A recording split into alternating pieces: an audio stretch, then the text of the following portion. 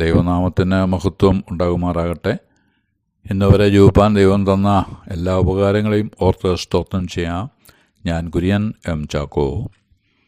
ഒരു അത്യാഗ്രഹിയായ മനുഷ്യൻ തൻ്റെ വാഹനമൃഗത്തിൽ യാത്ര ചെയ്യുകയായിരുന്നു. പോകുന്ന വഴിയിൽ കൊല്ലൻ പണി ചെയ്യുന്ന ആല കണ്ടു. യാത്രക്കാരൻ വാഹനമൃഗത്തെ നിർത്തി പണി നോക്കി നിന്നു. കൊല്ലൻ ഒരു കഷ്ണം ഇരുമ്പെടുത്ത് തീയിൽ വെച്ച് ചൂള ശക്തിയിൽ തെളിച്ചു. ഇരുമ്പ് തീനിറം ആയപ്പോൾ എടുത്ത് ഇരുമ്പിൽ വെച്ച് അടിച്ച് രൂപപ്പെടുത്തി മഴുവാക്കി. അത് കൊടുത്ത് കാശും വാങ്ങി. ഇങ്ങനെ കുറച്ചു നേരം കൊണ്ട് പല ആയുധങ്ങൾ ഉണ്ടാക്കി വിറ്റ് പണം സമ്പാദിച്ചു. ഇത് കണ്ടുനിന്ന അത്യാഗ്രഹിയായ മനുഷ്യന് ഒരാശയം തോന്നി. ഈ ആല വിലയ്ക്ക് വാങ്ങിയാലോ? ഇരുമ്പിന് നിസ്സാര വിലയുള്ളൂ. അത് തീയിൽ പഴുപ്പിച്ച് അടിച്ചാൽ ആയുധമാകും, പണവും കിട്ടും. താമസിച്ചില്ല, ചോദിച്ച വില കൊടുത്ത് ആല വാങ്ങി ആ മനുഷ്യൻ പണിക്കിരുന്നു. ഒരാൾ ഒരു മഴുവിനുള്ള ഇരുമ്പുമായി വന്നു. പുതിയ ഉടമ ഇരുമ്പ് വാങ്ങി ഉലയിൽ വെച്ച് പഴുപ്പിച്ചു, എടുത്ത് അടിച്ചു. അത് തുടർന്നുകൊണ്ടിരുന്നു. അടിയേറ്റ് ഇരുമ്പ് കഷ്ണങ്ങൾ തെറിച്ചുപോയി. അയാൾ പറഞ്ഞു, ഈ ഇരുമ്പ് മോശമാണ്, ഇതുകൊണ്ട് കൊഴു ഉണ്ടാക്കിത്തരാം. ആകട്ടെ എന്ന് ഇരുമ്പിൻ്റെ ഉടമ പറഞ്ഞു. അത്യാഗ്രഹി വീണ്ടും പഴയ അടി ആവർത്തിച്ചു. ഇരുമ്പ് ബാക്കിയും നഷ്ടമായി. ചെറിയൊരു കഷ്ണം കുടിൽ കൊണ്ട് എടുത്ത് 2 ശീശി ഉണ്ടാക്കാം എന്ന് പറഞ്ഞു. കിട്ടുന്നതാകട്ടെ എന്ന് വെച്ച് ഇരുമ്പിൻ്റെ ഉടമ തലയാട്ടി. ഇരുമ്പ് കഷ്ണം ചൂളയിൽ വെച്ച് നന്നായി പഴുപ്പിച്ച് കുടിൽ കൊണ്ട് എടുത്ത് വെള്ളത്തിൽ മുക്കി. ആദ്യം ഒരു ഗംഭീര ശീയും അടുത്തത് മോശമല്ലാത്ത ഒരു ശീയും. ഇത് രണ്ടും കേട്ട് ഇരുമ്പിൻ്റെ ഉടമ തലയിൽ കൈവച്ചുപോയി. സൃഷ്ടി സ്ഥിതി സംഹാരകനായ ദൈവം സ്വർഗത്തിനും ഭൂമിക്കും നാഥനാകൊണ്ട് കൈപ്പണിയായ ആലയങ്ങളിൽ വാസം ചെയ്യുന്നില്ല. പിന്നെ ദൈവം എവിടെ വസിക്കുന്നു? ഈശ്വരനെ തേടി ഞാൻ അലഞ്ഞു, കടലുകൾ കടന്ന് ഞാൻ തിരഞ്ഞു. അവിടെയുമില്ല ഇവിടെയുമില്ല ഈശ്വരൻ, വിജനമായ ഭൂമിയിലുമില്ല ഈശ്വരൻ. പലയിടത്തുകൂടി അലഞ്ഞ് മനുഷ്യൻ ഒടുവിൽ തന്നിലേക്ക് തിരിഞ്ഞു, ഹൃദയത്തിലേക്ക് കടന്നു. അവിടെയാണ് ഈശ്വരൻ്റെ വാസം. സ്നേഹമാണ് ഈശ്വരൻ്റെ രൂപം. കവിഭാവന വരികളായി രൂപപ്പെട്ടതാണ് അത്. ഗാത്രമാണ് ക്ഷേത്രം എന്ന് പറയാറുണ്ടല്ലോ. യേശു കർത്താവ് യോഹന്നാൻ്റെ സുവിശേഷം 2:21 പറഞ്ഞത് ശരീരം എന്ന മന്ദിരത്തെക്കുറിച്ചായിരുന്നു. 4 ചുവരുകൾക്കുള്ളിൽ ദൈവത്തെ അടച്ചിട്ട് മനുഷ്യൻ പോകുന്നു. പിറ്റേ ദിവസമോ അടുത്ത ആഴ്ചയോ ചെന്ന് ദൈവത്തെ കണ്ടിട്ട് വീണ്ടും അടച്ചുപൂട്ടി പോരുന്നു. ഇതിങ്ങനെ ആവർത്തിക്കുന്നു. ദൈവം അടച്ചുപൂട്ടിനുള്ളിലാണല്ലോ. എന്നെയോ എൻ്റെ ചെയ്തികളെയോ അവിടുന്ന് കാണുന്നില്ല. എനിക്കിഷ്ടം പോലെ ജീവിക്കാം, ഇനിയും ചെല്ലുമ്പോൾ ഉണ്ടാകുന്നതിൻ്റെ വീതം നൽകിയാൽ മതി. ഇതാണ് മനുഷ്യരുടെ ചിന്ത. ആ ചിന്തയിൽ മതങ്ങളും അവരുടെ ഭണ്ഡാരപ്പെട്ടികളും പച്ചപിടിക്കുന്നു. അതിൽ നിന്ന് കിട്ടുന്നതും അല്ലാതെ സംഭവിക്കുന്നതും ചേർത്ത് കൊടിമരവും മറ്റ് ഭാഗങ്ങളും സ്വർണം പൂശുന്നു. അങ്ങനെ ദൈവത്തെ പ്രസാദിപ്പിക്കുവാനുള്ള ശ്രമത്തിൽ ഏർപ്പെടുന്നു. ആ സമയത്ത് സ്വർഗം പറയുന്നത് പ്രവൃത്തിയുടെ പുസ്തകം 17:25 വായിക്കുന്നുണ്ട്. അതിപ്രകാരമാണ്, ദൈവം എല്ലാവർക്കും ജീവനും ശ്വാസവും സകലവും കൊടുക്കുന്നവനാകിയാൽ വല്ലതിനും മുട്ടുള്ളവനെന്ന പോലെ മാനുഷിക കരങ്ങളാൽ ശുശ്രൂഷ ആവശ്യപ്പെടുന്നുമില്ല എന്നാണ്. സ്വർഗത്തിൻ്റെ വെളിപ്പെടുത്തൽ ഇങ്ങനെ ആയിരിക്കെ വൃഥാവിലുള്ള പ്രയത്നം അവസാനിപ്പിച്ച് സകലവും നൽകുന്ന ദൈവത്തിൽ ആശ്രയിച്ച് സമാധാനമായിരിക്കാം. സ്വർഗത്തിൻ്റെ വെളിപ്പാട് അഥവാ തിരുവെഴുത്ത് മനുഷ്യന് മനസ്സിലാകുന്നില്ല എന്നത് സത്യമാണ്.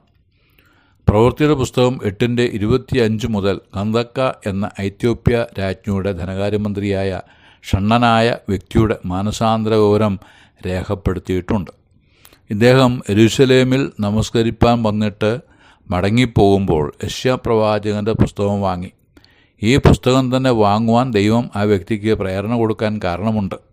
അത് എന്ത് എന്ന് വെച്ചാൽ, യെശയ്യാവിൻ്റെ പുസ്തകത്തിലാണ് ഷണ്ണനും രക്ഷയുണ്ട് എന്ന് പറഞ്ഞിരിക്കുന്നത്. യെശയ്യാവ് 56:3 മുതൽ 5 വരെയുള്ള ഭാഗത്ത് അത് രേഖപ്പെടുത്തിയിട്ടും ഉണ്ട്. കർത്താവിനോട് ചേർന്നിട്ടുള്ള അന്യജാതിക്കാരൻ കർത്താവ് എന്നെ തൻ്റെ ജനത്തിൽ നിന്ന് അശേഷം വേർപെടുത്തും എന്ന് പറയരുത്. ഷണ്ണനും ഞാനൊരു ഉണങ്ങിയ വൃക്ഷം എന്ന് പറയരുത്. എൻ്റെ ശബത്ത് ആചരിക്കുകയും എനിക്ക് ഇഷ്ടമുള്ളത് തിരഞ്ഞെടുക്കുകയും എൻ്റെ നിയമം പ്രമാണിക്കുകയും ചെയ്യുന്ന ഷണ്ഡന്മാരോട് ദൈവമായ കർത്താവ് ഇപ്രകാരം അരുളി ചെയ്യുന്നു, ഞാൻ അവർക്ക് എൻ്റെ ആലയത്തിലും എൻ്റെ മതിലകങ്ങളിലും പുത്രന്മാരെക്കാൾ വിശേഷമായ ഒരു ജ്ഞാപകവും നാമവും കൊടുക്കും. ഛേദിക്കപ്പെടാത്ത ഒരു ശാശ്വത നാമം തന്നെ ഞാൻ അവർക്ക് കൊടുക്കും എന്ന് പറഞ്ഞിരിക്കുന്നു. ദൈവമാണ് എല്ലാവരെയും സൃഷ്ടിച്ചത്. യെശയ്യാവിൻ്റെ പുസ്തകം 54:16 സദൃശവാക്യങ്ങൾ 16:4 അത് പറഞ്ഞിട്ടുണ്ട്. തീക്കനൽ ഊതി പണി ചെയ്ത് ഓരോ ആയുധം തീർക്കുന്ന കൊല്ലനെ ഞാൻ സൃഷ്ടിച്ചിരിക്കുന്നു, നശിപ്പിക്കുവാൻ സംഹാരകനെയും ഞാൻ സൃഷ്ടിച്ചിരിക്കുന്നു എന്ന് വായിക്കുന്നു. അങ്ങനെയെങ്കിൽ ദൈവം സൃഷ്ടി സ്ഥിതി സംഹാരകനാണ് എന്ന് സാരം. ഷണ്ണനെ സൃഷ്ടിച്ചതും അവിടുന്നാണ്.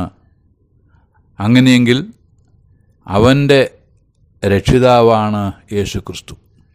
ആ കർത്താവിനെ അംഗീകരിക്കുവാനുള്ള ഭാഗ്യമാണ് യെരൂശലേമിൽ നിന്ന് മടങ്ങിയ ധനകാര്യമന്ത്രിയായ ഷണ്ണൻ ലഭിച്ചത്. അദ്ദേഹത്തിൻ്റെ എളിമ 8:31 വ്യക്തമാക്കുന്നുണ്ട്. ഒരാൾ പൊരുൾ തിരിച്ചു തരാതിരുന്നാൽ എങ്ങനെ ഗ്രഹിക്കുവാൻ കഴിയും എന്ന ചോദ്യം ചോദിച്ച് ഫിലിപ്പോസിൽ നിന്ന് പഠിക്കുവാനായിട്ട് ആഗ്രഹിക്കുന്നു. ഇങ്ങനെ ഉള്ള മനസ്സുള്ളവർക്കേ പരിശുദ്ധാത്മ സഹായം ലഭിക്കുകയുള്ളൂ. അവൻ്റെ ഹൃദയമേ തുറക്കപ്പെടുകയുള്ളൂ. അവർ കാര്യം ഗ്രഹിക്കും, രക്ഷപ്രാപിക്കും. അല്ലാത്തവർക്ക് ഈ സന്ദേശം മറ്റെന്തോ ലക്ഷ്യത്തിലാണ് എന്ന് തോന്നും. ഉദാഹരണമായി പറഞ്ഞാൽ, യോഹന്നാന്റെ സുവിശേഷം 12 ഒരു സംഭവമുണ്ട്. 20 വാക്യം മുതൽ അത് രേഖപ്പെടുത്തിയിട്ടും ഉണ്ട്. പെരുന്നാളിൽ നമസ്കരിപ്പാൻ വന്ന ചില യവനന്മാർ ഫിലിപ്പോസിനോട് യേശുവിനെ കാണുവാനുള്ള താല്പര്യം അറിയിച്ചു. അന്ത്രയോസും ഫിലിപ്പോസും കൂടെ ചെന്ന് യേശുവിനോട് വിവരം പറഞ്ഞു. യേശു തൻ്റെ വരവിൻ്റെ ഉദ്ദേശവും അതുമൂലം പ്രാപ്യമാകുന്ന നിത്യജീവനെയും വിളംബരം ചെയ്തു. തുടർന്ന് 28 വാക്യത്തിൽ, പിതാവേ, നിൻ്റെ നാമത്തെ മഹത്വപ്പെടുത്തണമേ.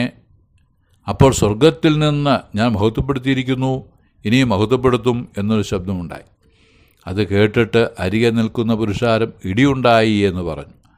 മനുഷ്യൻ ദൈവിക ശബ്ദത്തെ പ്രകൃതിയുടെ വികൃതിയാക്കി മാറ്റിക്കളഞ്ഞു. ഇന്നും അങ്ങനെയാണ് സംഭവിച്ചുകൊണ്ടിരിക്കുന്നത്. റോമാലേഖനം 1:21 മുതൽ വായിക്കുന്നത്, മനുഷ്യർ ദൈവത്തെ അറിഞ്ഞിട്ടും ദൈവമെന്ന് ഓർത്ത് മഹത്വീകരിക്കുകയോ നന്ദി കാണിക്കുകയോ ചെയ്യാതെ തങ്ങളുടെ നിരൂപണങ്ങളിൽ വ്യർത്ഥരായി തീർന്നു. അവരുടെ വിവേകമില്ലാത്ത ഹൃദയം ഇരുണ്ടുപോയി. ജ്ഞാനികളെന്ന് പറഞ്ഞും കൊണ്ട് അവർ മൂഢന്മാരായി. അക്ഷനായ ദൈവത്തിൻ്റെ ദേശനെ അവർ ക്ഷയമുള്ള മനുഷ്യൻ, പക്ഷി, നാൽക്കാലി, ഇഴജാതി എന്നിവയുടെ രൂപസാദൃശ്യമാക്കി മാറ്റിക്കളഞ്ഞു. അയ്യോ കഷ്ടം എന്നല്ലാതെ എന്തു പറയാൻ. നാം ദൈവത്തിൻ്റെ സന്താനങ്ങളല്ലേ? അങ്ങനെയെങ്കിൽ ദൈവം മനുഷ്യൻ്റെ ശില്പബുദ്ധിയും സങ്കല്പവും കൊണ്ട് കുത്തിത്തീർക്കുന്ന പൊന്ന്, വെള്ളി, കല്ല് എന്നിവയോട് സദൃശ്യമെന്ന് നിരൂപിക്കേണ്ടതില്ലല്ലോ. അറിയായ്മയുടെ കാലങ്ങളെ ദൈവം കണക്കിടുന്നില്ല. എന്നാൽ ഇപ്പോൾ എല്ലായിടത്തും ഉള്ള സകലരും മാനസാന്തരപ്പെടണമെന്ന് ദൈവം മനുഷ്യരോട് കൽപ്പിക്കുന്നു. കർത്താവായ യേശുക്രിസ്തു മുഖാന്തരം ലോകത്തെ ന്യായം വിധിപ്പാൻ ദൈവം ഒരു ദിവസത്തെ നിശ്ചയിച്ചും ഇരിക്കുന്നു. യേശുക്രിസ്തുവിനെ ഉയർത്തെഴുന്നേൽപ്പിച്ചതിനാൽ അതിനുള്ള ഉറപ്പും നൽകപ്പെട്ടിരിക്കുന്നു. പ്രവൃത്തി 17:29 മുതൽ മേൽപ്പറഞ്ഞ സത്യങ്ങൾ രേഖപ്പെടുത്തിയിട്ടുണ്ട്. ആകയാൽ എല്ലായിടത്തുമുള്ള എല്ലാവരും മാനസാന്തരപ്പെടുവാനിടയാകട്ടെ എന്ന് ആശംസിച്ച് വാക്കുകൾക്ക് പൂർണ്ണവിരാമം കുറിക്കുന്നു. ദൈവനാമം മഹത്വപ്പെടുമാറാകട്ടെ.